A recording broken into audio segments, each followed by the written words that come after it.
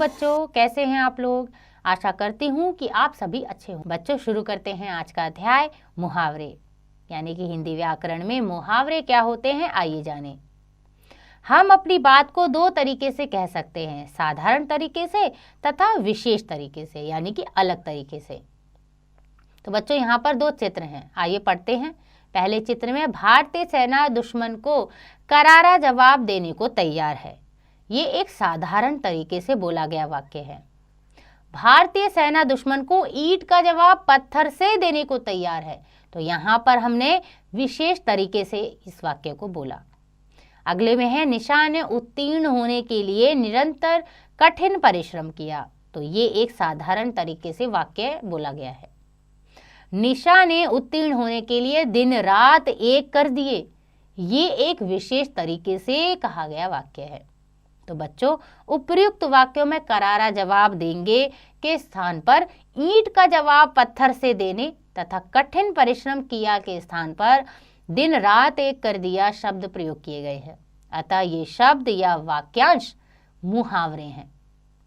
तो बच्चों, ऐसे वाक्यांश जो शब्दों से अलग कोई विशेष अर्थ प्रकट करते हैं मुहावरे कहलाते हैं, यानी कि वो शब्दों से कुछ अलग हटकर एक विशेष अर्थ देते हैं।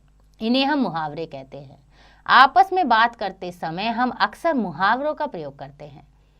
मुहावरों के प्रयोग से भाषा सुंदर और रोचक बन जाती है और इसका भाव यानी कि इसका प्रभाव जो है वो बढ़ जाता है। मुहावरों से भावों की अभिव्यक्ति करना आसान हो जाता है और विस्तार से वर्णन करने की आवश्यकता नहीं रह जाती। यानी कि जब हम मुहावरों का प्रयोग करते हैं तो हमें वाक्यों को बहुत ज़्यादा लंबा नहीं बोलना पड़ता और वाक्य सुंदर भी लगता है। नीचे कुछ मुहावरे, उनके अर्थ व वाक्य प्रयोग दिए गए हैं, आइए इनका अध्ययन कीजिए। तो सबसे पहला मुहावरा है आंख चुराना, यानी कि नजर बचाना। तो इसका प्रयोग होगा परीक्षा में फेल हो जाने के बाद मनु सबसे आंख चुरा रहा है। लोहा लेना यानी सामना करना, युद्ध करना। प्रयोग है झांसी की रानी ने अंग्रेजों से डट कर लोहा लिया। आगे है टेढ़ी खीर, कठिन कार्य। प्रयोग है हिमालय पर्वत की चोटी पर चढ़ना टेढ़ी खीर है। घोड़े बेचकर सोना यानी गहरी नींद में सोना।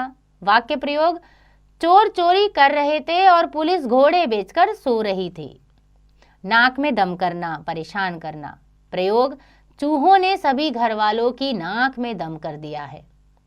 दांतों तले उंगली दबाना यानी हैरान हो जाना। प्रयोग है मैदान में फुटबॉल मैच देखने वाले लोगों ने दांतों तले उंगली दबा ली। आसमान के तारे गिनना यानी नींद न आना। प्रयोग महिमा को परीक्षा की इतनी चिंता रहती है कि उसकी सारी रात आसमान के तारे गिनते हुए कटती है। अपने पैरों पर खड़े होना यानी आत्मनिर्भर होना।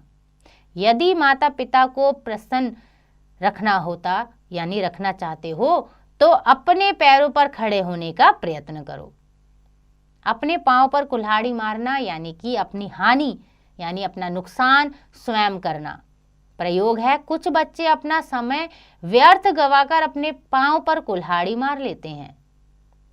अपना उल्लू सीधा करना यानी मतलब निकालना। प्रयोग है मनोज अपना उल्लू सीधा करने के लिए किसी को भी अपना मित्र बना लेता है। चिराग लेकर ढूंढने पर भी न मिलना यानी कठिनाई से प्राप्त होना। प्रयोग है अध्यापक जी को मनोहर जैसा आज्ञाकारी व होनहार शिष्य चिराग लेकर ढूंढने पर भी नहीं मिलेगा। अक्ल पर पत्थर पड़ना, मति भ्रष्ट होना यानी बुद्धि खराब होना। प्रयोग है राकेश की अक्ल पर पत्थर पड़ गए थे जो सब कुछ जानते हुए भी अंकुर की बात मान ली। अंगूठा दिखाना यानी स्पष्ट मना कर देना। प्रयोग मधुरिमा ने मानसी से सहायता मांगी तो उसने उसे अंगूठा दिखा दिया। कमर कसना तैयार होना। प्रयोग हमें अपनी वार्षिक परीक्षा के लिए पहले से ही कमर कस लेनी चाहिए। कान खड़े होना, चौकन्ना होना। प्रयोग चूहों की आहट सुनते ही बिल्ली के कान खड़े हो गए। आंखों का तारा यानी बहुत प्यारा होना। प्रयोग है कार्तिक अपने माता पिता की आंखों का तारा है। लाल पीला होना यानी बहुत गुस्सा आना। प्रयोग, सेठ जी अपने नौकर पर छोटी छोटी बात पर लाल पीले होते जाते हैं, यानी हो जाते हैं।